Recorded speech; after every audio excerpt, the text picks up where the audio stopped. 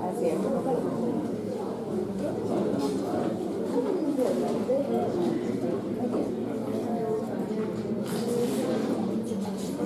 Bien.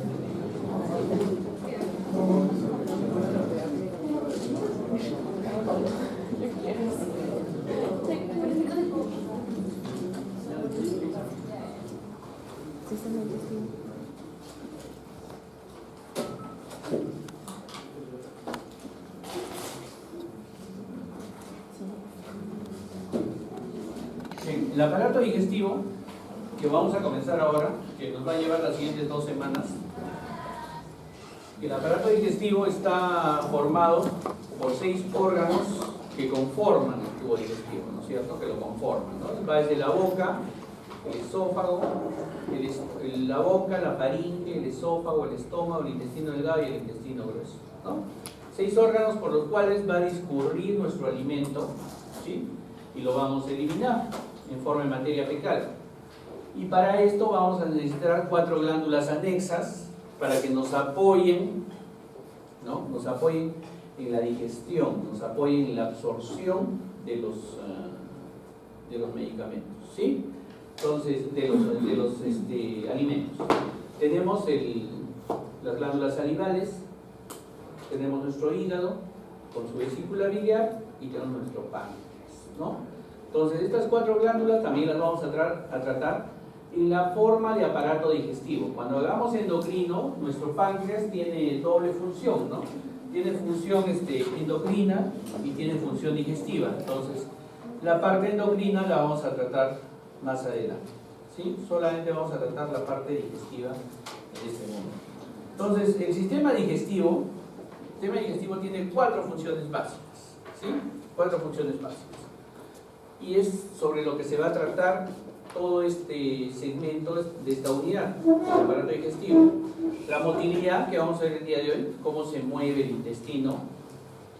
Vamos a ver la secreción, qué secreciones genera el aparato digestivo para que pueda discurrir el bolo alimenticio y ser eliminado.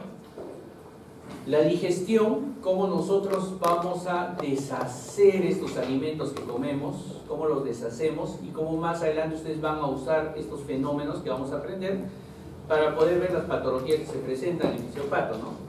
Y la absorción, cómo absorbemos los nutrientes que necesitamos para sobrevivir, ¿no? Entonces, 4 funciones: motilidad, secreción, digestión y absorción, ¿no? Bajo esos 4 segmentos nosotros trabajamos. La mayoría del tubo digestivo, a excepción de la boca, tiene una mucosa que está en contacto con el bolo alimenticio, ¿sí? Una submucosa, donde generalmente están las glándulas que nos producen la secreción, ¿sí? La secreción.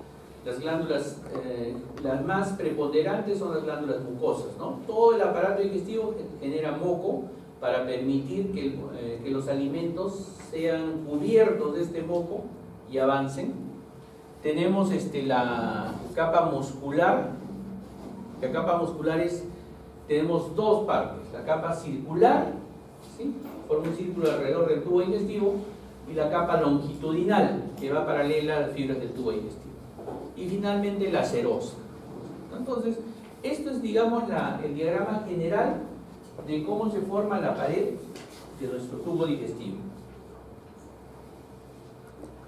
Entonces, la mucosa tiene generalmente la especialización de células que nos van a permitir la digestión y la absorción de los alimentos. En la submucosa están las glándulas que producen secreción de distintos tipos. Como les decía, la más predominante es la secreción mucosa. Y en la parte muscular, que tenemos circular y longitudinal, esto nos da la motilidad del tubo digestivo, ¿no? Nuestro tubo digestivo nunca está quieto, siempre se está moviendo, ¿no? Solo que cuando nos alimentamos se mueve mucho más. Entonces, para que haya movimiento, tenemos 3 tipos de movimiento. dentro del tubo digestivo. El movimiento miógeno es la musculatura gastrointestinal, ¿no? Entonces va haciendo que avance el bolo alimenticio, ¿sí? El neurógeno que tiene que ver con la inervación del tubo digestivo. Y la inervación del tubo digestivo, ya lo han visto en Fisiología 1, tiene sistema simpático y sistema parasimpático. El sistema parasimpático es el que excita la motilidad del tubo digestivo principalmente, a diferencia del resto del organismo. Y este sistema parasimpático tiene que ver con el nervio vago, que es el décimo par craneal, y con el plexo hipogástrico, ¿no? Plexo hipogástrico. Entonces, el sistema parasimpático, ¿se acuerdan que era cráneo sacral? Esa es su distribución. Así estimula el tubo digestivo, porque es estimulante. Y el sistema nervioso simpático es más bien el que detiene el tubo digestivo, ¿no? Detiene su trabajo. Pero aparte de esto, tenemos un sistema especial que se llama el sistema nervioso entérico, ¿sí? Formado por dos plexos, el plexo submucoso y el plexo muscular. El plexo submucoso, ¿no? Nos produce generalmente las secreciones, ¿no? Y el plexo muscular que generalmente estimula también el movimiento, ¿ya? El plexo miógeno. Entonces tenemos dos tipos de inervaciones: intrínsecas, con el sistema nervioso entérico con sus dos partes, sistema, ¿no? El submucoso y el sistema muscular, y el sistema extrínseco, que es el sistema nervioso simpático y parasimpático, el sistema nervioso autónomo, ¿sí? Ahora, ¿qué más hace que se mueva el intestino? La parte humoral, ¿no? O sea, todas las hormonas que se van secretando conforme va avanzando el bolo.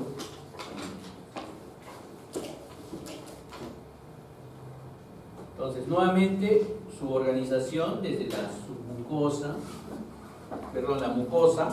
con su especialización, ¿no es cierto? Su epitelio, su membrana basal, sus células, ¿no? Después viene la submucosa, donde está todo las glándulas y todo el plexo submucoso, ¿sí?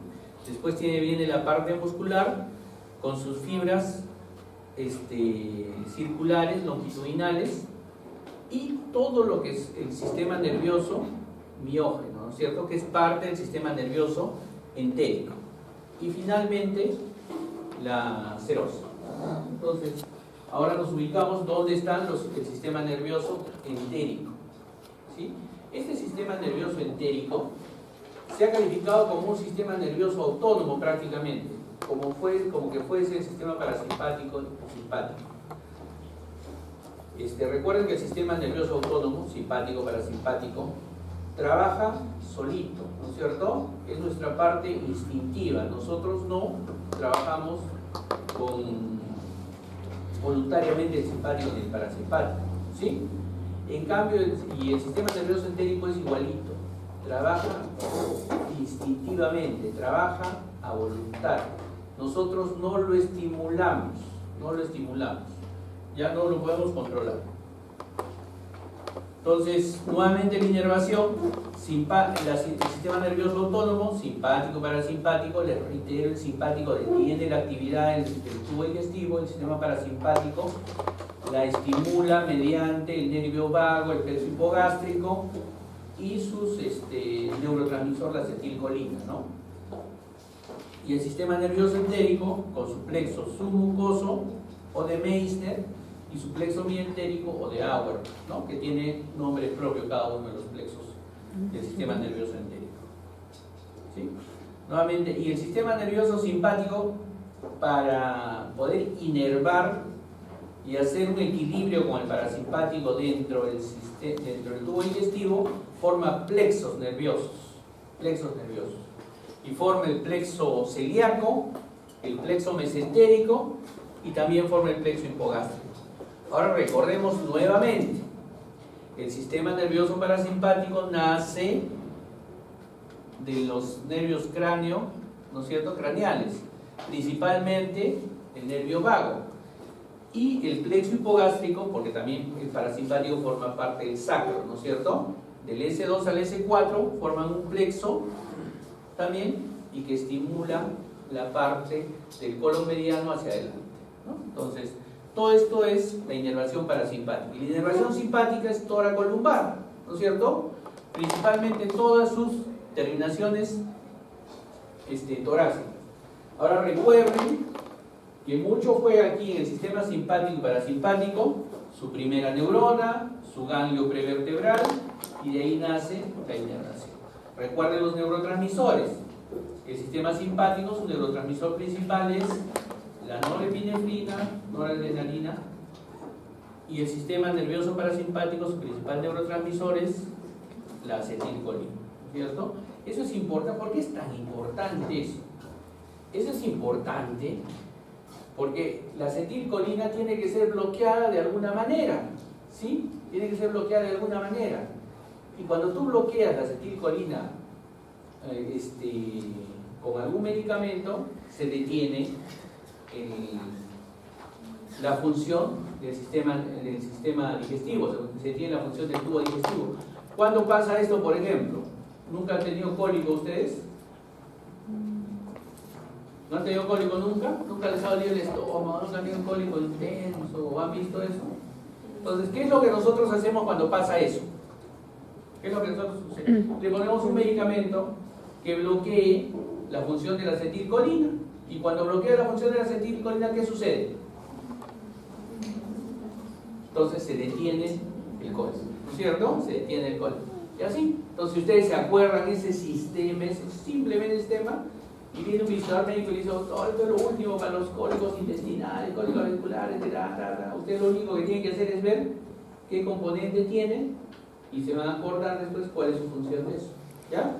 Los médicos, cuando vamos haciéndonos mayores, los visitadores médicos comienzan a engañarnos, de verdad, comienzan a darnos todos los medicamentos que puedan darnos por doquier.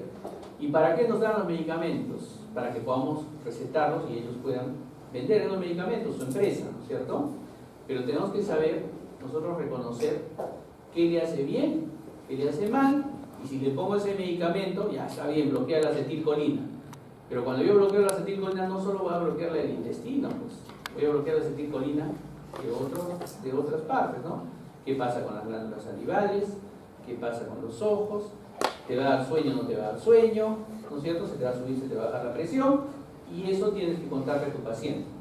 Si tú le dices a tu paciente que los efectos benéficos son mejores que los efectos colaterales, entonces tú eres un médico honesto y tu paciente va a seguir regrese contigo porque le estás diciendo la verdad, ¿no?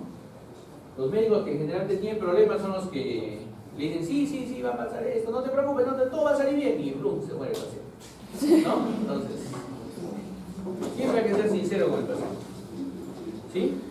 Entonces, el sistema nervioso entérico tiene neuronas sensitivas, ¿no? Que sienten que está llegando alguna sustancia química, tiene interneuronas entre el uno y el otro plexo, es decir, el plexo de Meissner, o submucoso, y el plexo de Auerbach, o mientérico, ¿no es cierto? Y tiene neuronas motoras que permiten que la sensibilidad que perciba uno del plexo submucoso se traduzca en mayor motilidad. Entonces, esa es su función del plexo mientérico. Entonces, esto es un esquema donde nosotros integramos tanto el sistema entérico con el sistema nervioso autónomo, ¿no? Se integran finalmente. Ambos trabajan para excitar y movilizar el intestino o para disminuir su intensidad y paralizar el intestino, ¿no? Ambos. Bien, entonces ambos plexos nerviosos están unidos en la sensibilidad y por interneuronas se comunican para traducir esta sensibilidad en motilidad. Pero y nosotros, esta motilidad que tiene el intestino, ¿cómo se da? ¿Cuándo se mueve el intestino? ¿No? Si se movería muy rápido, estaríamos en el baño cada media hora, ¿no es cierto? Si se mueve muy lento, vamos al baño cada 2 días, ¿sí? Entonces, tiene su equilibrio el intestino. ¿ya? El intestino siempre se va a mover, siempre. Entonces, ¿cómo se mueve? Se mueve con ondas lentas primero, su movimiento normal, ¿no es cierto? Ondas lentas quiere decir, miren, se mueve más o menos 3 veces el estómago al minuto, ¿no? Y más o menos el duodeno se mueve 12 veces y el ilion se mueve unas 9 veces al minuto. Entonces se mueven despacio, ¿no? ¿Para qué son estos movimientos? Estos movimientos son los movimientos normales de mezcla generalmente, ¿no? O sea, tú tienes un contenido en el intestino siempre. Así no comas nada, tienes contenido. Y ese contenido tiene que moverse, ¿no? Nunca llegan, siempre mantienen más o menos entre 50 y 60 milivoltios es el potencial de reposo de la membrana intestinal. Su promedio es menos 56 milivoltios, ¿sí?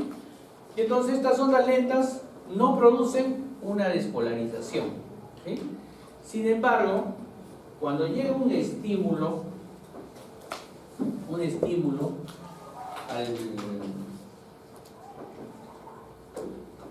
al intestino, entonces cambian las cosas, ¿no? Estas son las lentas y de pronto nosotros vamos a llegar del menos 56, tenemos que llegar al menos 40 milivoltios como sus neuronas normales, ¿no es cierto?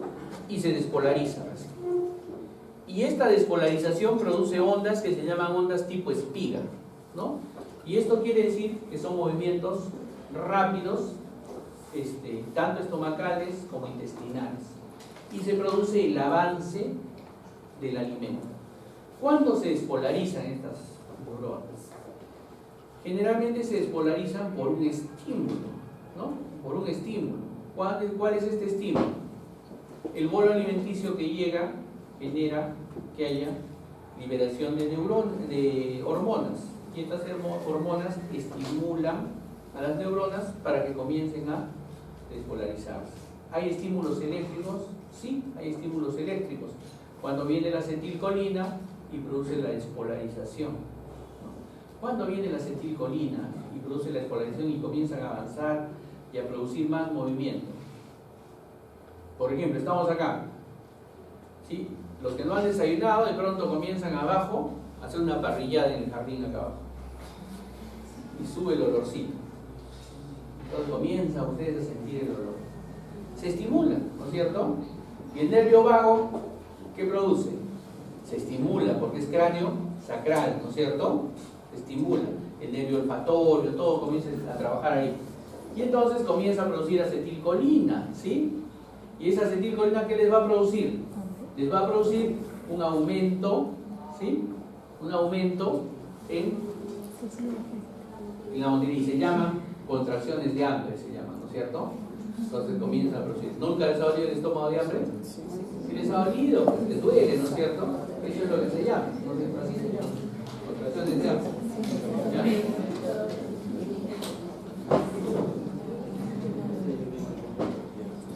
Bien, y entonces ahí tenemos nosotros eso. Entonces, la despolarización de las neuronas para la motilidad puede ser por una estimulación sensitiva, ¿no es cierto? Hay una estimulación mecánica. Cuando, por ejemplo, comenzamos a comer, comemos y no se va a quedar siempre el bolo alimenticio en el estómago, ¿no es cierto? Entonces, comemos más y entonces tiene que moverse el estómago, ¿sí? Tiene que moverse más. Lo distendemos y comienza a despolarizarse. Y ese bolo que es grande comienza a avanzar por el duodeno y también comienza a moverse. Pasa por el ilion y comienza a moverse, despolariza. Las espigas hacen que comience a avanzar. Las ondas lentas no producen el avance de los alimentos, solamente es la mezcla. En cambio, las espigas sí producen que avance el alimento. Y va avanzando el bolo hasta transformarse en el colon en bolo fecal y generar la materia fecal para eliminar los desechos, ¿no? Entonces, hay dos tipos de despolarización hasta ahora, ¿sí? La mecánica y el eléctrico. Y faltaría la química. ¿Y quién produce la química? La despolarización química la producen las hormonas. Cuando nosotros comenzamos a producir el alimento, llega al estómago, por ejemplo, y se produce más gastrina. y la gastrina comienza a aumentar la motilidad para que sea eliminado rápidamente, es decir, comienza a mover el estómago más rápido para que mezcle ese alimento, ¿sí? Se mezcle ese alimento. Pasan al duodeno y en el duodeno comienza a secretarse otro tipo de sustancias, secretina, colecistoquinina, péptido inhibidor gástrico, que disminuyen el movimiento del estómago, pero aumentan el movimiento del intestino. Y entonces comienza a avanzar más rápido el bolo fecal, más rápido, más rápido. Entonces tenemos tres tipos de despolarizaciones para conseguir los potenciales de espina, ¿no es cierto? Entonces tenemos hormonas, las hormonas que las vamos a ver cuando hagamos secreción. Tenemos hormonas, ¿sí?, que se producen en el estómago, por ejemplo, la gastrina, ¿no es cierto? Tenemos hormonas que se producen en el duodeno, la colecistoquinina, la secretina, el péptido inhibidor gástrico, la motilina, ¿no? Que algunas de ellas estimulan y otras disminuyen la motilidad. En su libro hay un cuadrito bien bonito y eso es pregunta aquí para examen, ¿no? ¿Quiénes estimulan y quiénes disminuyen la motilidad? ¿Quiénes irrigan para que sobreviva esto? Bueno, la irrigación generalmente es por las arterias mesentéricas, ramas del tronco celíaco, ramas de la arteria coronaria estomacal, que forman el tronco celíaco. Se forma un tronco celíaco de la arteria de la aorta para su arteria coronaria estomacal, su arteria mesentérica, su arteria hepática, ¿no? Entonces que les va a dar la irrigación a todo el... Y ahí vienen más abajo las arterias hipogástricas, etc. Y el sistema venoso es el mismo. ¿Cuál es la particularidad de la irrigación sanguínea en microscopía? Que nosotros tenemos a nivel de la mucosa intestinal y la mucosa gástrica circulación terminal, ¿sí? Es decir, no hay colaterales.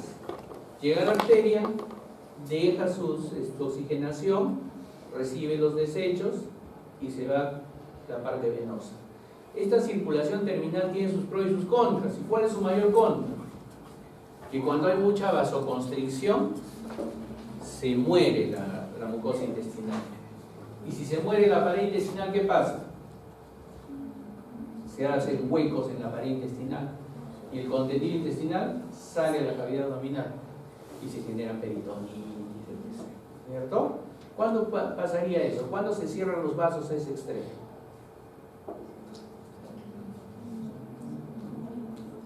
Cuando, por ejemplo, tenemos la presión muy baja, ¿sí? ¿Cuándo tenemos la presión muy baja?